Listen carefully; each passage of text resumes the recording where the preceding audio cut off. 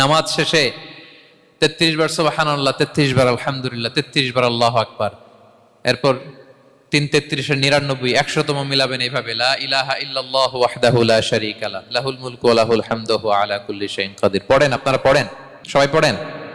বিষ্ণু বলেন নামাজের পরে যদি 33 বার সুবহানাল্লাহ, 33 বার আলহামদুলিল্লাহ, 33 বার আল্লাহু আকবার, এরপরে 100তম বার লা ইলাহা কেউ পড়ে, তার যদি সাগরের ফেনা পরিমাণ গুনাহ থাকে আল্লাহ তাআলা তার সব গুনাহ মাফ করে দেয়।